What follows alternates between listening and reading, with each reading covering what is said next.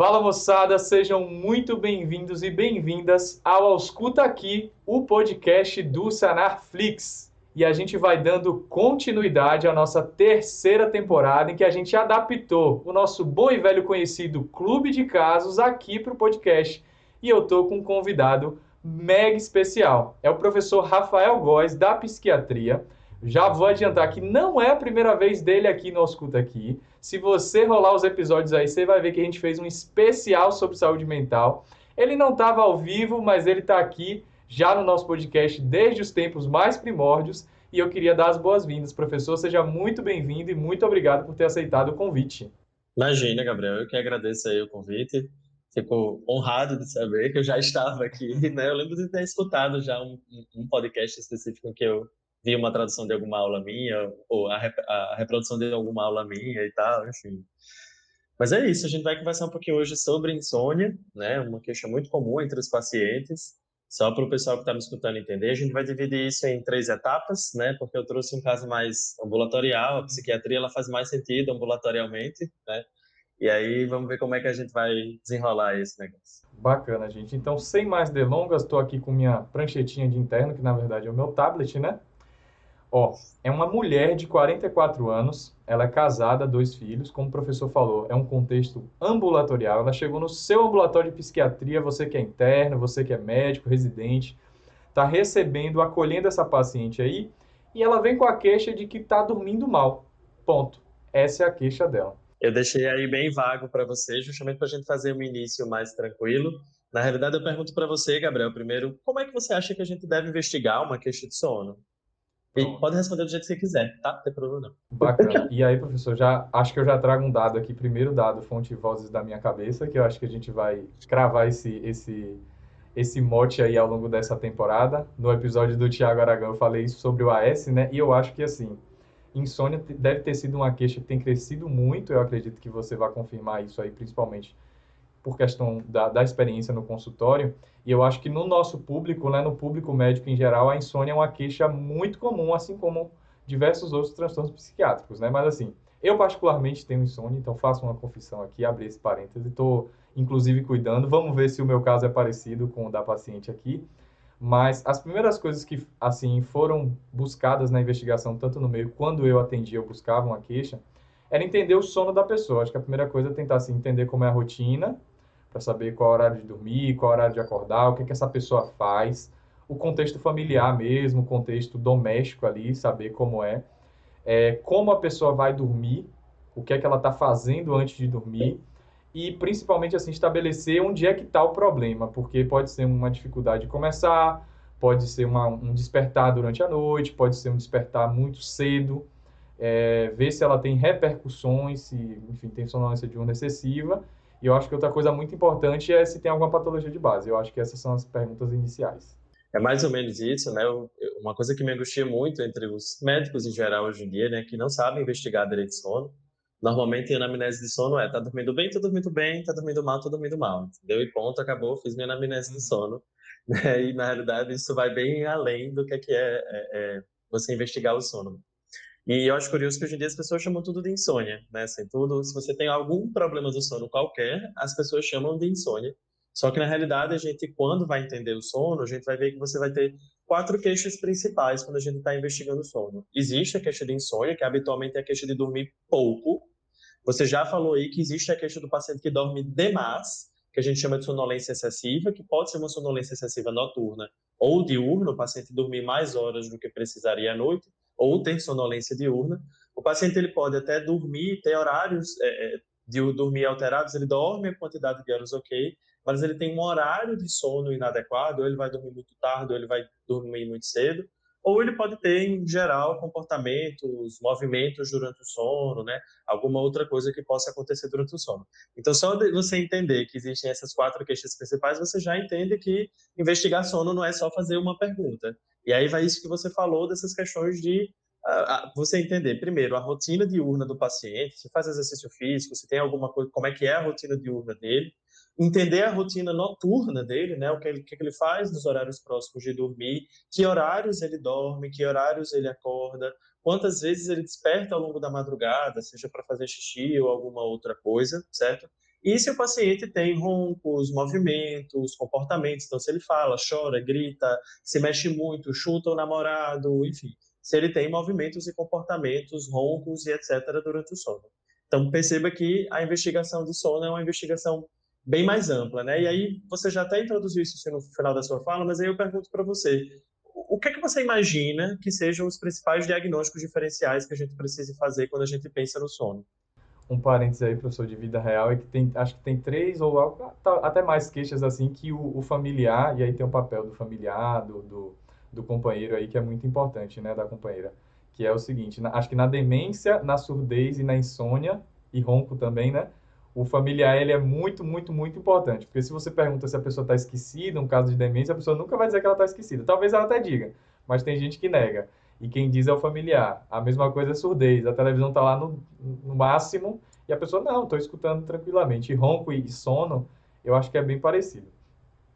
Eu acho que, assim, pensando em insônia e até pensando nos casos que atendi, a gente tenta encaixar, primeiro, se a gente está se tratando de uma insônia secundária ou de uma insônia primária. Eu, particularmente, estava começando mais o meu raciocínio assim. Então, dessas perguntas até que a gente falou, é entender se a insônia está sendo um sintoma de alguma doença, aí tem a síndrome da apneia obstrutiva do sono, transtornos psiquiátricos de uma forma geral, principalmente ansiedade nesse tempo, né, transtorno de ajustamento. Se a pessoa tem algum hábito de vida que está causando isso, definir bem assim a temporalidade para saber quanto tempo é que a pessoa está com insônia, se é um quadro mais agudo, que não é insônia, se é algo momentâneo que está interferindo ou se já é algo crônico, né? E a gente vai falar de temporalidade com certeza. Mas eu penso que primeiramente tentar dividir se é uma insônia primária, secundária, se a gente tem que tratar o transtorno de base, a doença de base, ou se a gente tem que passar para investigar mais questão do sono em si mesmo. Perfeito. É isso aí, né? Se vocês entenderem essa ideia que eu vou falar agora, o pessoal que está me escutando, assim, vocês já sabem mais do que a maioria dos médicos por aí sobre isso.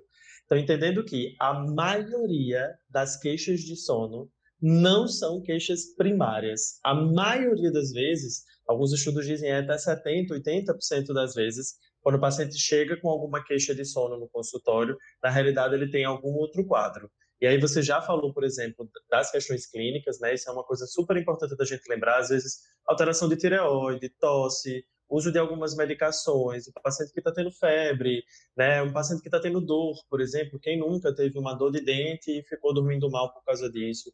Então, você entender que uma queixa clínica, ela pode alterar o sono da gente. Eu não poderia deixar de falar, obviamente, das causas psiquiátricas, né? Os meus pacientes, inclusive, as alterações de sono para algumas doenças, elas são critério diagnóstico para essas doenças. Então, nos casos, por exemplo, de depressão, transtorno bipolar em episódio de mania, né, ou em depressão, e os quadros ansiosos, nesses três quadros, a alteração de sono é critério diagnóstico, inclusive, para você conseguir fazer o diagnóstico desses quadros. Então, muito comum no meu consultório o paciente chegar com uma queixa de sono, e aí, não, tudo bem, tá dormindo mal, tá dormindo bem, vou lá, investigo, pergunto as coisas de sono e pergunto, mas tá tudo bem com você? E aí o paciente desaba, começa a chorar, não, doutor, eu não tô bem, Uhum. tarará, e aí eu vou vendo que na realidade tem todo o quadro depressivo por trás. E ainda mais agora, Uma nesse outra contexto, né? Isso, exatamente. Uma outra coisa importante da gente lembrar é a questão de uso de medicações e drogas, né? Podem ter medicações clínicas e psiquiátricas, né, que podem atrapalhar o sono. Eu falei aí de tosse, por exemplo. Então, tem medicações que são utilizadas para tratamento de hipertensão, como captopril, que pode dar tosse. Isso pode atrapalhar o sono do paciente, né? Algumas drogas, você usar uma droga estimulante à noite, você usar uma droga que cause sono, que cause sonolência durante o dia, né? Isso tudo vai atrapalhar o seu sono, mas talvez, se eu pudesse dizer, a coisa mais importante de tudo isso são as questões comportamentais e a má higiene do sono, né? Em todas as minhas aulas de insônia eu falo isso. Eu digo normalmente com essas mesmas palavras, né? Que as pessoas hoje em dia elas não valorizam o sono. Elas pensam que vão dormir 5, 6 horas por dia, que vão dormir de 3 horas da manhã e que isso não vai ter repercussão nenhuma, né? A gente dorme 25% a menos, mais ou menos, do que a gente dormia 100 anos atrás, e é óbvio que isso tem impacto. E as pessoas hoje em dia, né, tudo que fazem coloca acima do sono. Então, se eu tenho que namorar, se eu tenho que estudar, se eu tenho que trabalhar, se eu tenho que terminar um seriado Netflix, se eu tenho que fazer qualquer coisa, eu coloco isso, eu perco horas de sono para conseguir finalizar ou fazer aquilo que eu quero fazer, né? Então, sempre antes de você pensar num quadro primário do sono, você pensar aí nessas questões todas que podem atrapalhar o sono do paciente. E aí, acho que eu passei na pediatria agora, professor, tem também a questão das telas, eu acho extremamente importante. O pessoal tá querendo bater meta de tudo, né? Bater meta de zerar o seriado da Netflix e tudo mais, e aí o sono vai ficando para depois. E aí, pensando aqui até de novo no nosso público de estudante de medicina, o pessoal querendo fazer tudo, é liga, é isso, é aquilo, e aí vão deixando o sono para depois, esquecendo que para consolidar até o aprendizado a gente precisa dormir, né, gente? Precisa descansar. Mas tá, professor, a gente está falando de uma queixa de mal dormir dessa paciente, a gente discutiu alguns tópicos, mas o que propriamente é insônia? Massa, vamos lá. A primeira coisa que eu gosto de falar sobre isso, né, Gabriel, é que existe uma confusão do próprio nome, né, porque insônia é usada como significado de sintoma, o sintoma insônia de você estar dormindo mal, e insônia como doença, né? Para ajudar, né, desde o início a gente está tentando usar a palavra insônia primária para designar a doença insônia e não e insônia secundária, digamos assim, quando o paciente tem uma insônia secundária a um quadro depressivo. Vamos tentar padronizar esse palavreado que eu acho que ajuda a confundir menos os alunos. Então, primeira coisa você lembrar isso. E o que é que seria a insônia primária ou insônia doença, né? O paciente ele tem que ter uma alteração quantitativa ou qualitativa do sono. Eu vou explicar o que é isso. E se ele tiver essa queixa 3 vezes por semana durante mais de 3 meses, você faz o diagnóstico. E o que é que eu estou querendo dizer com alteração quantitativa do sono? É um paciente que tem dificuldade para começar o sono ou para se manter dormindo, ou ele desperta muito precocemente e não consegue mais voltar a dormir. E isso a gente chama de insônia inicial, insônia intermediária ou insônia terminal, insônia final, como você queira chamar. Nessa queixa mais qualitativa, eu estou querendo dizer de um paciente que tem o que a gente chama, quer dizer, o que eu gosto de chamar de sono não reparador, né? Outras pessoas vão chamar de outro nome, mas é um paciente que tem até a quantidade de sono que ele dorme lá, suas 7, 8 horas, é o tempo para ele dormir melhor, mas ele acorda com a sensação de que não dormiu bem, acorda cansado, acorda indisposto, fica sonolento durante o dia. Então, esse paciente tem uma alteração que é mais qualitativa, um sono que é não reparador, certo? E aí, mais uma vez, eu digo: se o paciente tiver essas queixas, pelo menos 3 vezes por semana, durante mais de 3 meses, a gente faz o diagnóstico de uma insônia primária, desde que excluído todas essas causas que eu acabei de falar para você. Essas causas psiquiátricas, causas clínicas, droga, medicação, má higiene do sono. Lá nos critérios diagnósticos tem um critério diagnóstico dizendo isso. O diagnóstico só é feito se o paciente tiver oportunidade adequada para sono. Significa que se você estiver tendo, eu tenho disponível para mim passar 8 horas dormindo e eu não consigo passar 8 horas dormindo, certo? Então, excluindo outras causas, 3 vezes por semana, 3 meses, você faz o diagnóstico de insônia, certo? Então, assim, só dá para fazer de fato, eu acredito, né, professor, o diagnóstico de insônia, eu acho que com no mínimo 2 consultas, porque se você for para pensar que você vai ter que orientar esse conceito básico para o paciente, dizer assim, olha, eu não posso te diagnosticar agora, a gente tem primeiro a temporalidade, né, que a gente vai falar mais geralmente 3 meses, né, um critério diagnóstico, mas o paciente chegou para você, você tem que arredondar ele e dizer assim, olha, você tem que higienizar seu sono de forma que eu analise com maior possibilidade de dizer que de fato você tem insônia se você dormir tanto como você costumava ou como talvez seja o seu habitual, correto? E isso, né? O diagnóstico da insônia é um diagnóstico que é clínico, né? Então, assim, eu não preciso de pedir outras coisas para você entender o que é que está acontecendo. Você precisa excluir outras causas, às vezes, para excluir essas causas, eu preciso solicitar algum exame, alguma coisa desse tipo. É possível fazer um diagnóstico de insônia na primeira consulta? Até que é, assim. Se o paciente vier com a queixa há 4 meses e eu vi que ele não tem nenhum sintoma psiquiátrico, ele não tem nenhuma Uhum. questão clínica, não usa nenhuma medicação, etc., mas com certeza a maioria dos diagnósticos psiquiátricos eles são melhores feitos, digamos assim, na temporalidade, no acompanhamento longitudinal e etc. A gente pode até continuar o caso aí para vocês entenderem mais ou menos como é que isso vai evoluir. Então, bacana. Continuando no caso, é uma paciente ó, que tem queixa de dificuldade para iniciar o sono e pela manhã ela acorda ainda cansada, então é um sono não reparador, né? E ela fica também com sonolência diurna excessiva, sonolência durante o dia. Ela tem um bom ambiente de sono, com cama confortável, travesseiro confortável. Olha aí que você tem que perguntar na anamnese, tá vendo? À tarde, ela tem o hábito de cochilar 1 hora por dia, às vezes mais. Assiste TV antes de dormir e usa muito o celular na cama. Dilemas do mundo moderno. Ronca à noite, o marido já presenciou pausas respiratórias na madrugada e a paciente já acordou com sensação de engasgo na madrugada. Se bebe, o sintoma piora. Ela também tem sintomas ansiosos, sem prejuízo, desânimo com a vida, mas nega sintomas de tristeza e anedonia. Queixa de dor crônica em vários pontos do corpo. E aí a gente falou de diagnósticos diferenciais, isso aqui me acendeu um outro diagnóstico aí. Aline, será que é fibromialgia? Vamos dar continuidade aqui. Vamos para o exame físico, então. Paciente em bom estado geral, corado, com pressão arterial de 141 por 92, uma frequência cardíaca de 89. Ela pesa 78 quilos, com altura de 1,57 e um IMC de 32, que confere para ela aí já caracterizado como obesidade grau 1. O aparelho cardíaco e respiratório sem alterações. Ela está em uso de losartana, 50 miligramas, manhã e noite, hidroclorotiazida uma vez ao dia pela manhã e metformina uma vez ao dia também pela manhã. Pronto. De antecedentes, ela tem hipertensão, pré-diabetes, álcool de utilização de uma vez por semana, né, um ativismo social e nega o uso de outras drogas. Massa. É isso, Gabriel. Então, a gente está diante aí de uma mulher, né, de meia idade, 40 e poucos anos, com uma queixa de sono, né? Aí você vê que tem algumas queixas de sono, digamos assim, certo? Já com antecedente de doença cardiovascular, obesa, etc. Se a gente levasse em consideração só a queixa de sono, eu pergunto para você, Gabriel, eu quero ver se você vai me responder corretamente. O que é que 100% dos médicos prescreveriam nesse caso?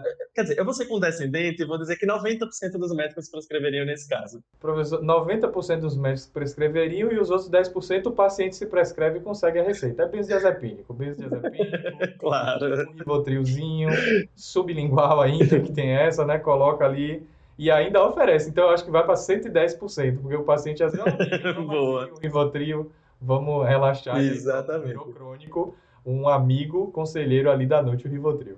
Mas aí eu pergunto a você, Gabriel, quais são as hipóteses diagnósticas que você faria para esse caso? Bom, é uma paciente hipertensa, obesa, pré-diabética, então ela provavelmente tem uma síndrome metabólica. Pelo sobrepeso, obesidade grau 1, talvez ela tenha obesidade não, síndrome da apneia obstrutiva do sono. A dor em Tá. vários pontos do corpo me leva a deixar fibromialgia numa gaveta com determinada importância. Ela tem uns sintomas ansiosos assim, negou tristeza e anedonia, mas a gente pode pensar um transtorno de ansiedade. E pelo ronco também, mas assim, organizando, né? Eu acho que eu colocaria a síndrome da apneia obstrutiva do sono, pelo ronco, pelo despertar noturno, pelo que o marido se queixou.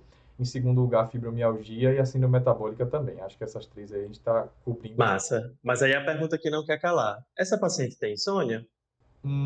Insônia primária ou insônia sintoma? Eu Isso. acho que é insônia sintoma.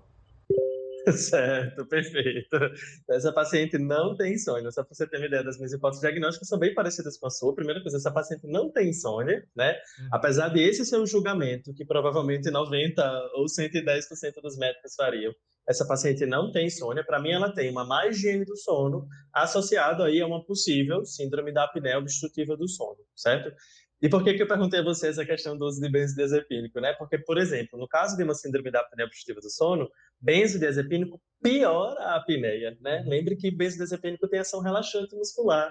Então, paciente que já tem ali uma musculatura dessa região da orofaringe mais amolecida, que faz com que ela tenha esses episódios de apneia, que a via aérea dela fica obstruída, eu vou lá e dou um relaxante muscular que piora. E um relaxante muscular que mantém ela num sono mais profundo, faz com que ela não desperte nos momentos de apneia, porque esse é o caminho habitual da apneia obstrutiva do sono. O paciente tem uma apneia, o centro respiratório vai lá e diz para ele, ó, você não está respirando direito não, você precisa acordar. E aí o paciente desperta e etc. Então, um paciente que está tomando uma medicação que faz ela dormir, o que é que isso vai acontecer? Esse centro respiratório vai estar mais inibido e ela vai passar mais tempo em apneia, vai fazer mais hipóxia. E isso, somado às questões de segurança de benzodiazepínico, de vício, de causar tontura, sintoma cognitivo, etc., é uma medicação péssima para essa paciente. E por isso que eu quis trazer esse caso nesse contexto para ajudar a gente a pensar, digamos assim, nesse caso clínico de uma maneira um pouquinho diferente, certo? E acho assim, professor, é muito, muito importante para quem está ouvindo assim. Chegou nesse ponto do caso aqui, eu vou fazer um parênteses aqui de vida real. Sou um interno só, não tenho grande experiência, acho que o Rafael vai colaborar comigo, corroborar, né, nessa verdade, mais um fonte voz da minha cabeça. Os pacientes usam muito, a gente acha que é pouco, mas os pacientes usam muito. Então, eu estagiei em saúde da família, estava comentando aqui nos bastidores com o professor, que a gente pegou uma leva de pacientes que usava cronicamente, enfim, de outros profissionais, consegue a medicação e tudo mais, mas a partir daquele momento para frente a gente tentou educar, fazer higiene do sono, utilizar outras medicações, tratar a causa base. Mas esses pacientes que eles usam o benzodiazepínico, eles têm um apreço, um amor pelo benzodiazepínico que é muito difícil. Inclusive, eles costumam esconder. Não é nem uma medicação. É quase como se fosse um fitoterápico, um chá. Toma Rivotril como se fosse, enfim, uma água. E aí, às vezes, eles escondem, né? Então, não fala para você que toma esse remédio. Eu tomo só quando eu estou muito ansioso, quando está muito difícil de dormir. Toma todo dia. É assim. Tinha um professor meu que falava assim: É o isso. paciente que diz que não toma benzodiazepínica, ele toma bastante. Ou que bebe. Disse que bebe, que não bebe é porque bebe. Diz que bebe um pouquinho é porque bebe bastante. Quando fala que bebe bastante é mentira, é blefe, tá? É porque não bebe muito. Sim. Benzodiazepínico é a mesma Uma coisa. pesquisa feita na década passada, né, descobriu que benzodiazepínico já foi a medicação mais prescrita do mundo. Tipo assim, mais prescrita do que Uhum, anti-inflamatórios, dipirona, paracetamol e etc, entendeu? Então, para uhum. você ter noção quanto realmente teve uma leva aí, né, de uso muito grande nos últimos 15, 20 anos, e que ainda bem a gente está tendo mais opção hoje em dia que tem feito a gente entender melhor o que está acontecendo com o paciente e evitar o uso excessivo de benzodiazepínico. Benzodiazepínico é uma ótima medicação quando utilizada no contexto correto e especialmente quando utilizada durante um período curto, né? Acho que esse talvez seja o ponto-chave do uso de benzodiazepínico. Ele deve ser utilizado durante 4, 8 semanas, mais ou menos, e não durante 4, 8 anos, 10, 15, Durante 20 toda anos, uma como a gente vida. vê acontecendo. Então, professor, a gente tem uma mulher que provavelmente tem uma insônia como um sintoma secundário, uma patologia de base. E aí, como investigar ela? Qual vai ser a nossa conduta para ela nessa primeira consulta? Massa, o que é que eu fiz para essa mulher quando eu atendi ela, né? Primeira coisa, eu orientei a higiene do sono, certo? Eu solicitei alguns exames gerais, muito por ser uma paciente metabólica, mas eu resolvi pedir hormônio de tireoide, por exemplo, né? Entender como é que está a parte metabólica, algumas outras coisas. Eu solicitei para ela uma polissonografia, mas para frente a gente pode falar um pouquinho sobre o que é uma polissonografia e quais seriam as indicações de solicitar. E em termos de medicação, eu ainda prescrevi uma medicação para ela, mas eu prescrevi amitriptilina, certo? Um antidepressivo Uhum. tricíclico em dose baixa, 25 miligramas, um comprimido à noite. E por que que eu prescrevi essa amitriptilina? Só para vocês entenderem, né? A amitriptilina é um antidepressivo tricíclico, tem uma série de efeitos colaterais, etc. Mas esses efeitos colaterais, eles são dose dependentes. Sim. Em dose baixa, ele não tem tanto esses efeitos colaterais. E ele pode ser utilizado no tratamento dos pacientes com dor crônica, como os pacientes que têm fibromialgia. Então, eu resolvi utilizar essa medicação em dose baixinha para ajudar nas questões de dores, vai ajudar ela a dormir um pouco melhor, sem ter aqueles efeitos ruins do benzodiazepínico, e pelo Uhum. menos acalma um pouco a paciente com relação ao sono dela, enquanto eu estou investigando o que está acontecendo, e ela me retorna com os exames e etc, certo? É claro que no caso dessa paciente a gente tem que ter um grande cuidado com o uso da amitriptilina, que é a questão do aumento de peso, Isso. que essa medicação pode trazer, então já é uma paciente metabólica e etc. Então teria que acompanhar isso para ver se ela está tendo aumento de apetite por causa dessa medicação, certo? Na maioria das vezes, os pacientes até falam o contrário. Na hora em que, porque, por exemplo, dormir mal, você pode ter mais avidez por doce. Na Uhum. hora que você dorme mal, você não tem disposição para fazer exercício físico. Então, à medida em que você regula um pouco o sono, diminui as dores da paciente, ajuda ela a ter a noite de sono mais plena, ela vai tender a comer menos, né? Mas, como eu disse, é um ponto importante da gente acompanhar essa paciente ao longo prazo. E mais do que isso também, orientações sobre higiene do sono, né, professor? Exercício físico. Isso. Só para você ter uma ideia, assim, o que, é que seria higiene do sono, né? Esse nome, Bacana. tem gente, uma vez eu falei isso para um amigo meu, um amigo não médico, que ele achou super engraçado esse nome higiene do Higiene sono, do que sono. realmente é. É, sei lá, higiene do sono. Mas o que é que eu tô falando quando eu falo de higiene do sono, né? Eu tô falando de você ter horários regulares para dormir, para acordar, né? Não ficar naquela loucura de um dia você dorme 10 horas da noite, um dia você dorme de 2 horas da manhã, no outro dia de meia-noite, Uhum. né? Você ter ali mais ou menos um horário fixo em que você se deita para dormir. Muito cuidado com o uso de telas, né? Isso que a gente vem discutindo desde o início, tanto pelo que você faz na tela, digamos assim, pelo efeito estimulante que o uso da tela tem, como pela questão da inibição da melatonina, né? Respeitar muito o ciclo de luz e de escuro do nosso dia. Então, durante o dia, se expor à luz. Durante a noite, evitar a exposição excessiva à luz, diminuir as luzes de casa, né? Eu vejo muito aluno, por exemplo, que acorda, aí fica mexendo no celular, deitado na cama, com as cortinas fechadas até 10, 11 da manhã. Não é para fazer isso. Tipo, acordou, levanta, sai da cama, Toma abre sol. cortina, abre janela, se expõe à luz durante o dia e à noite diminui as luzes, né? Durante a anamnese, vocês já viram que eu perguntei isso para a paciente, a questão do ambiente de sono dela, né? Aquilo de propaganda de colchão, né? Que a gente passa um terço da nossa vida deitado, mas o pior é que é verdade, né? Assim, ter um colchão confortável, ter um travesseiro confortável, um ambiente que seja escuro, silencioso, com a temperatura adequada, isso ajuda a gente a dormir melhor, certo? Muito cuidado com os companheiros de cama, né? Seja marido que ronca, cachorro que late, gato que mia no meio da madrugada. Exercício físico é muito legal para o sono, desde que ele não seja feito muito próximo do horário de dormir, né? Porque demora um tempo para você diminuir ali o nível de adrenalina. Então, 1, 2 horas antes de dormir, o ideal é que você não faça um exercício físico que seja muito extenuante, mas durante o dia, libera geral, pode fazer exercício com a vontade, certo? E às vezes meditação, né, alguma forma de oração, religiosidade antes de dormir, isso ajuda você a ter uma noite de sono mais plena. Uma dica simples que eu sempre dou para os pacientes é ter um ritual antes de dormir. Sei lá, eu tomo um leite quente, tomo um banho morno, escovo os dentes, deito na cama com um livro. Na hora que você executa esse ritual todo dia, no mesmo horário, isso ajuda o seu corpo a entender que você está se preparando para dormir, você vai ver que naturalmente o sono vai chegando, certo?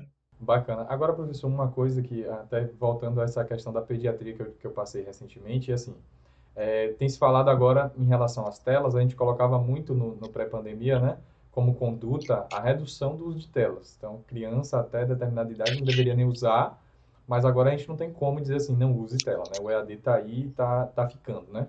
Infelizmente. Eu já ouvi condutas assim, não é nem para julgar a conduta, não é para discutir assim, para reduzir a tela dessa pessoa que está indo dormir com o celular na mão e tudo mais.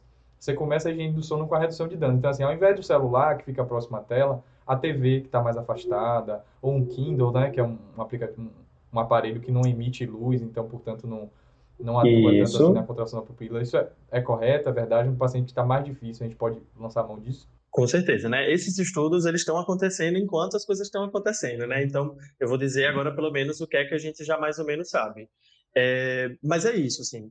Você pode fazer uma estratégia, digamos assim, de redução de danos. Se for celular, por exemplo, a maioria dos celulares modernos tem modo não perturbe. Você consegue colocar ali no modo noturno ou usar um filtro de luz azul, porque a luz azul é a que mais inibe a melatonina.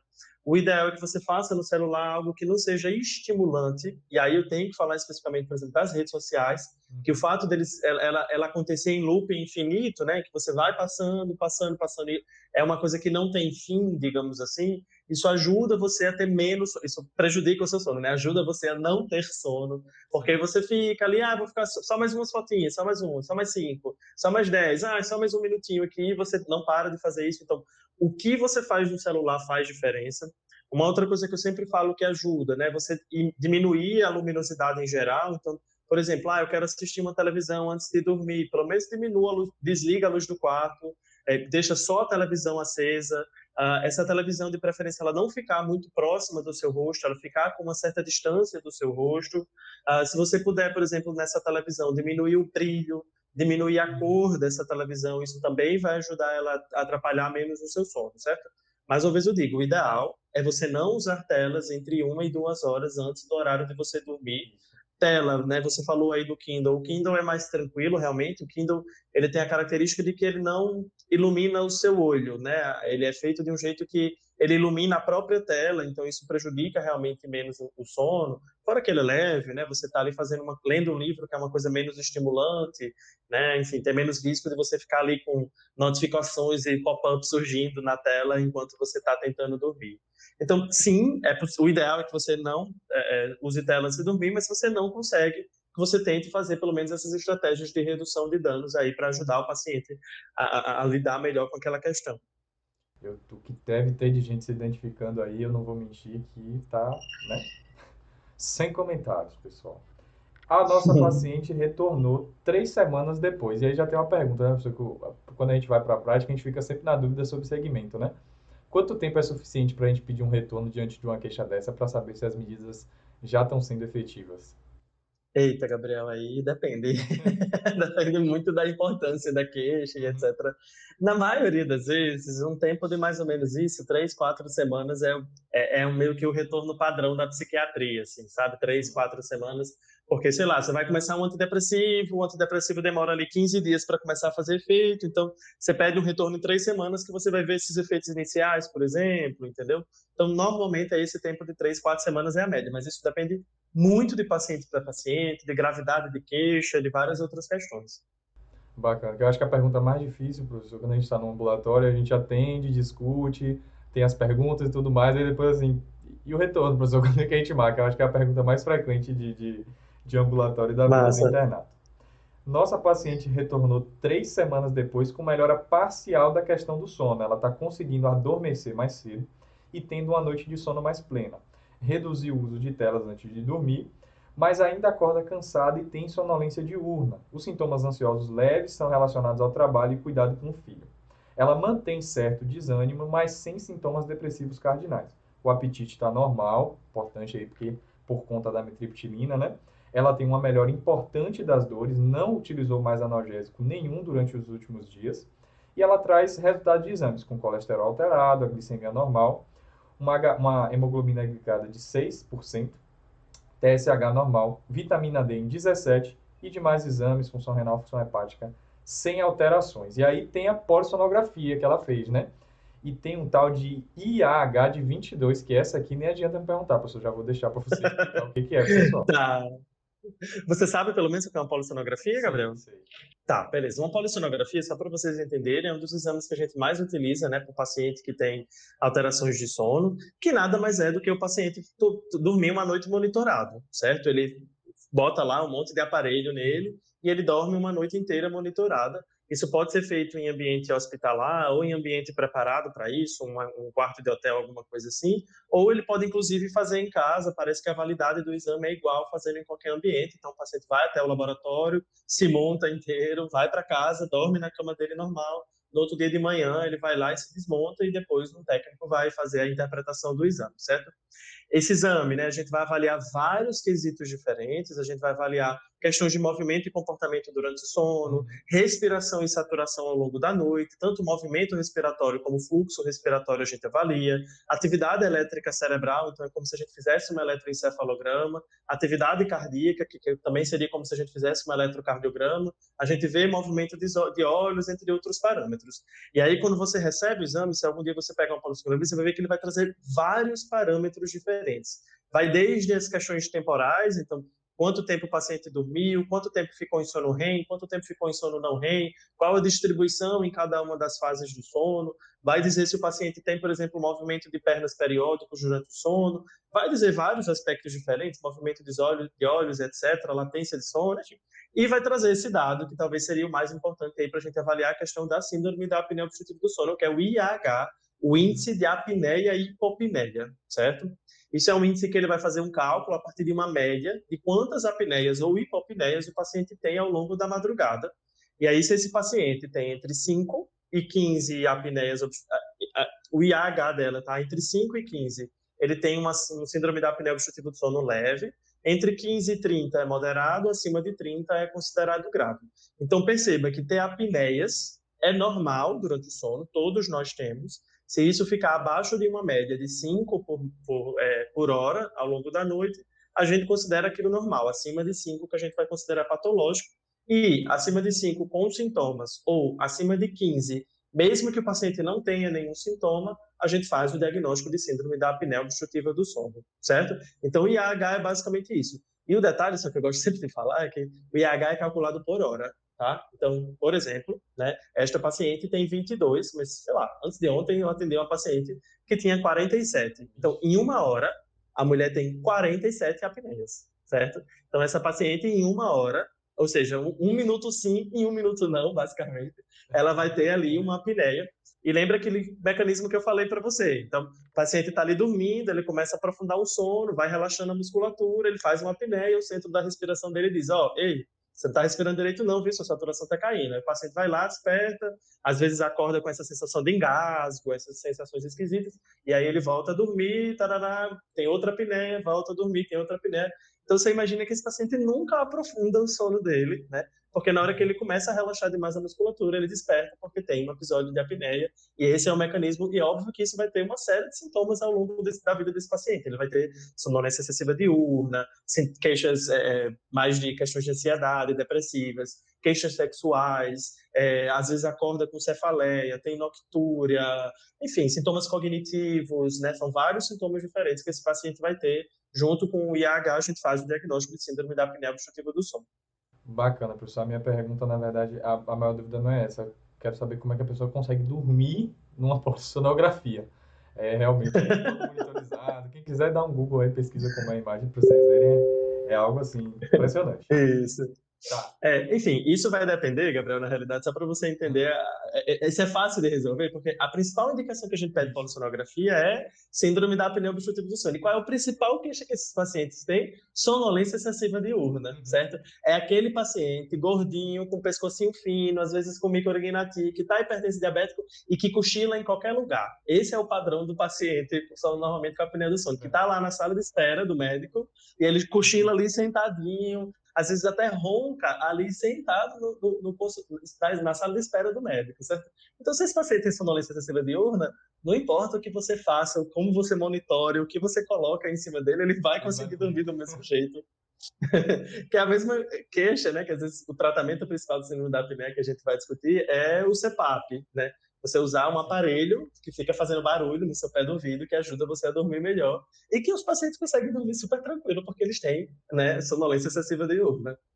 Bacana. Eu descobri o que é o CPAP tem uma série, acho que está disponível no YouTube, chama Quilos Mortais, né? Que fala sobre, foi o professor da cirurgia que indicou pra gente, é um especialista em cirurgia bariátrica, e são pacientes, assim, extremo obesos, né? Que fazem um acompanhamento lá, uma série americana, e aí eu vi o que era um CPAP, né? Que é basicamente uma máscara que você coloca, uma ventilação, o nome você já sabe, né? Ventilação pressão positiva, e aí você dorme com aquela máscara. Então já imagine aí, fazer uma polissonografia, iniciar um CPAP, é porque o distúrbio do sono dessa pessoa é realmente algo grave, com repercussão muito grande na vida. E a H de 22, a gente já falou que é polissonografia, a principal indicação. Tem alguma outra indicação, professor?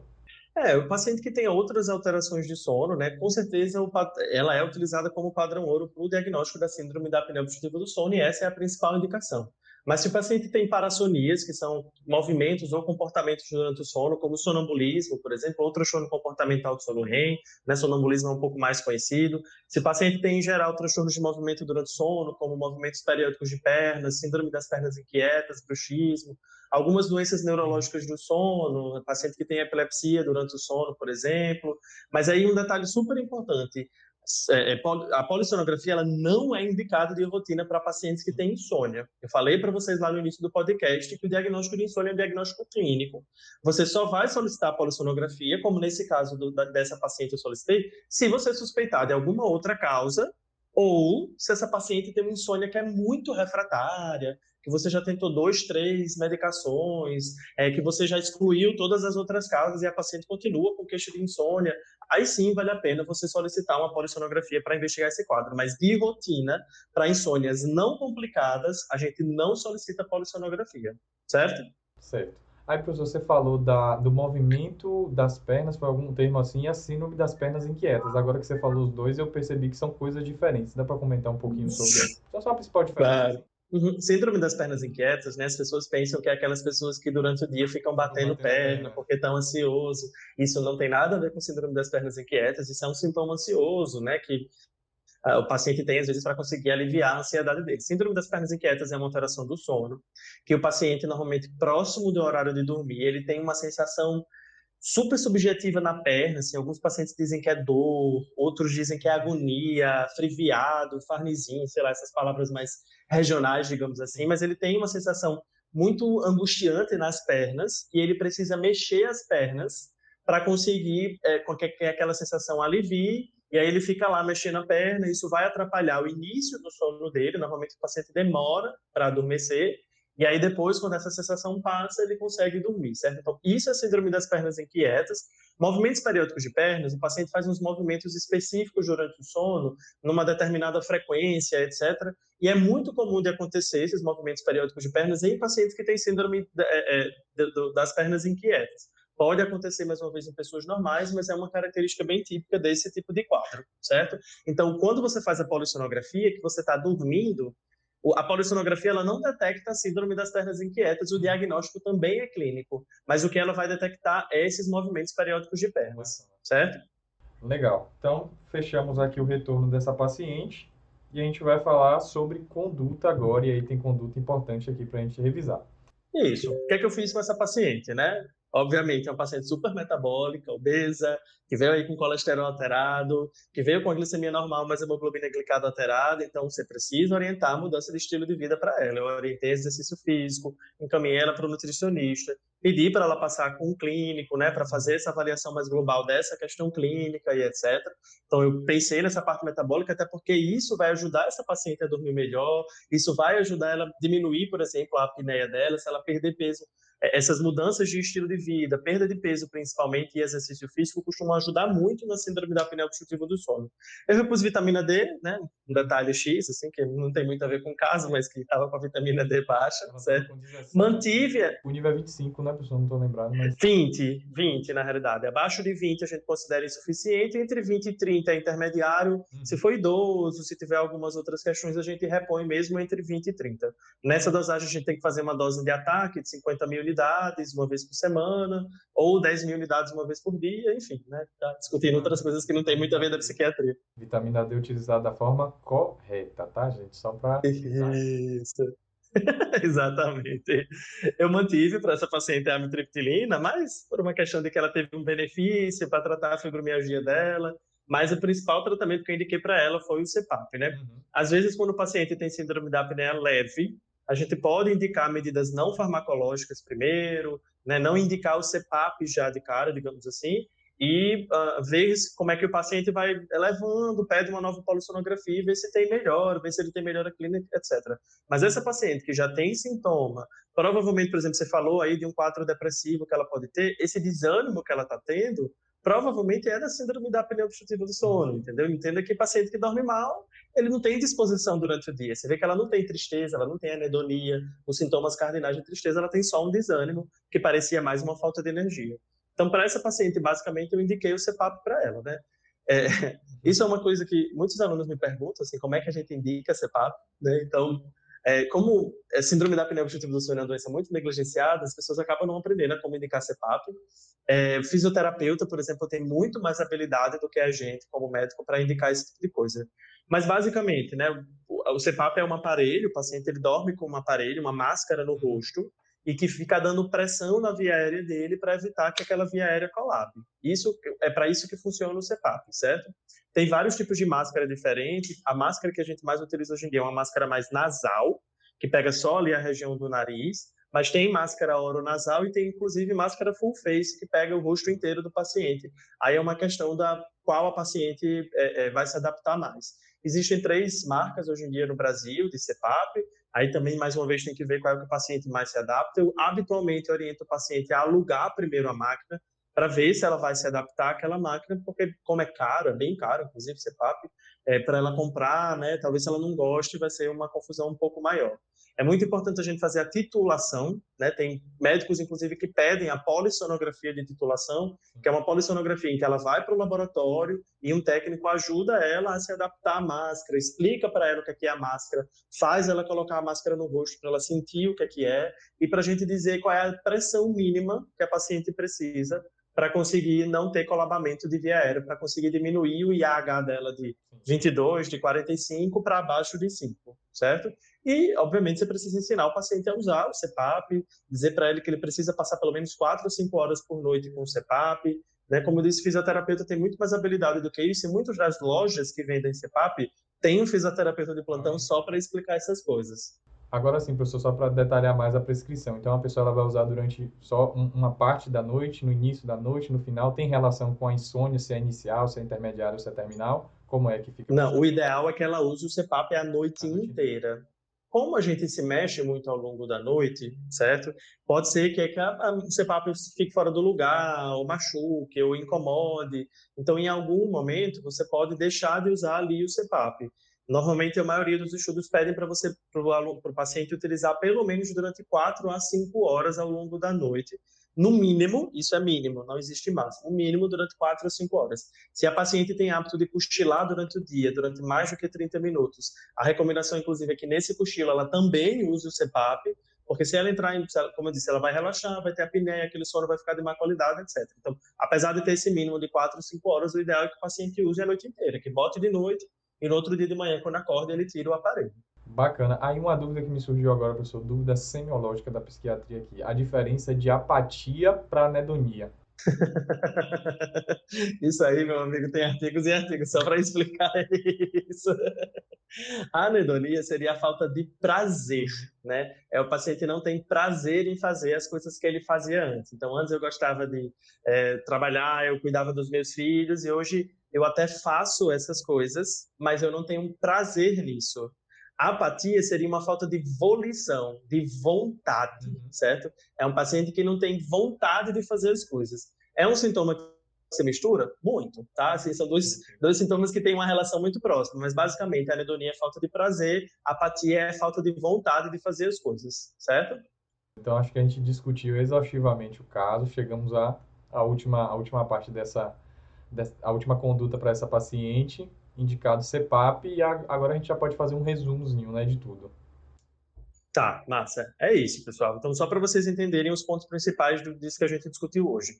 A anamnese de sono é uma anamnese um pouco mais ampla do que o habitual, né? Não é simplesmente perguntar se está dormindo bem, se está dormindo mal, perguntar de horários, né, de hábitos diurnos e noturnos, comportamento, ambiente de sono, etc.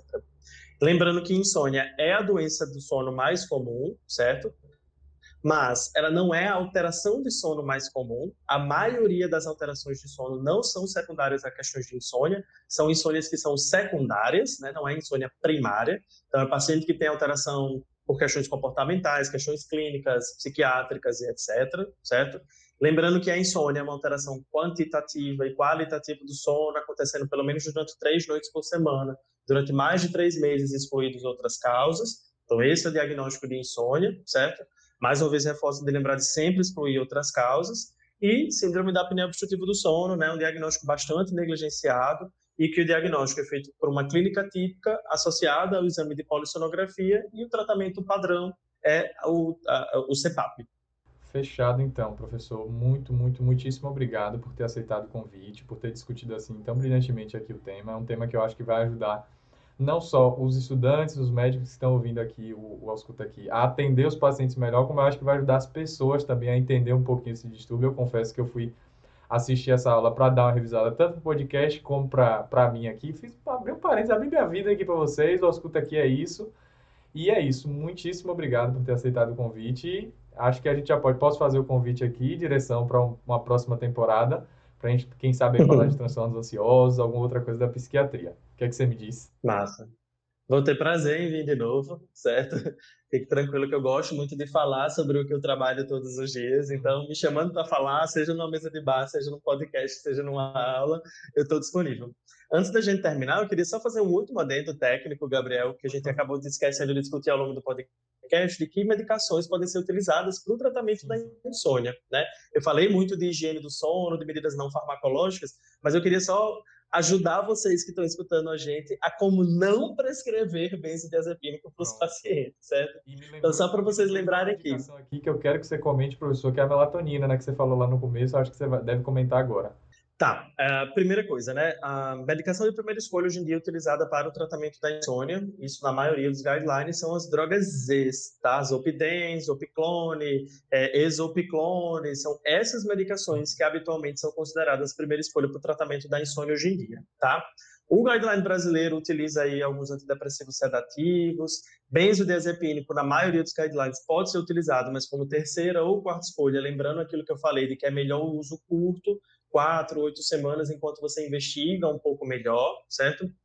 Falando um pouquinho sobre essa questão da melatonina, a melatonina hoje em dia não é indicada para o Uhum. tratamento de insônia.